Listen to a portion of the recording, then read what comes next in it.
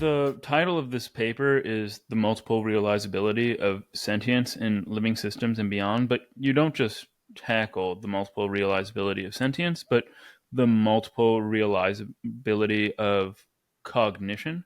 And I'm wondering if the multiple realizability of cognition just means for you that, well, you'll tell me what it means, but if it means that the same sorts of modeling and problem solving and decision making can be made not just by different structures of the same kind. So, for instance, if one area of the brain is damaged, another area might start solving those same problems, but whether it's also substrate independent. So, this goes back to your story from that short story about uh, humans being made of meat and that being very surprising. Yeah. Yeah. I think it's just completely untenable that our brain architecture is the only way that you can do real cognition, and um, I think that it's really important for technology, for engineering, for biomedicine, but also for ethics and for human flourishing into the and maturing as a species into the decades beyond.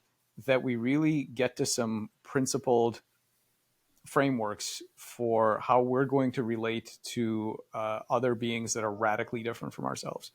It used to be that if you ask the question, what do you look like and how did you get here? You know, right? Origin and composition, you could pretty well determine how you're going to relate to something. So you'd sort of knock on it, and if you hear this metallic clangy sound and you know it was made in a factory, then that tells you all you need to know. It's going to be rather boring. It has no moral rights. You can do whatever you want, take it apart, do whatever. And conversely, if you tap on it and you hear this like warm sort of soft thud, and you know this was a natural product of evolution, then you know, and by the way, humans aren't particularly good at this, but at least in theory, you know that you should be nice to it, and it has so it shares some capacity to suffer with you and so on. Uh, those categories were, I mean, they were never good. They were okay heuristics at a time when our limited understanding and very limited imagination kind of let us live in a world where the only things that that share those important properties with us were things that are on the evolutionary tree with us. That's no longer the case, and we knew, and people who write science fiction knew for a long time that wasn't always going to be the case.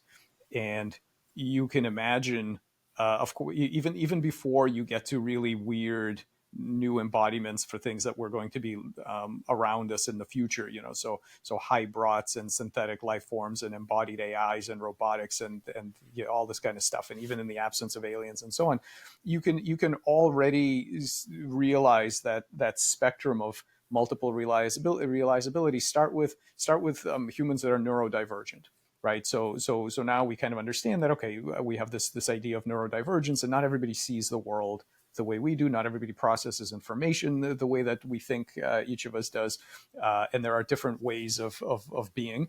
And then you say, well, okay, so that's kind of natural neurodivergency, and then pretty soon, in fact, we already have people with various kind of brain implants, and some of these are passive things, and pretty soon we'll have active ones that have a little bit of AI and are making some decisions about when to release certain neurotransmitters to give you a better experience, whether for therapeutics or augmentation or whatever. And so there you have somebody that's maybe 98% human and 2% something else, and then those percentages are going to slide, right? Because inevitably, as we understand more about how our bodies work and our brains work and the technology proceeds, we're going to be able to connect into expand ourselves. We're going to have agential prosthetics. We're going to be able to connect to other humans. We're going to be able to connect to other non-human systems, expand our cognition in various ways. That's both technological and biological. And things are going to get rapidly weirder and weirder, all the way to what I like to think about as freedom of embodiment. You should have whatever kind of mind and body you want, ultimately.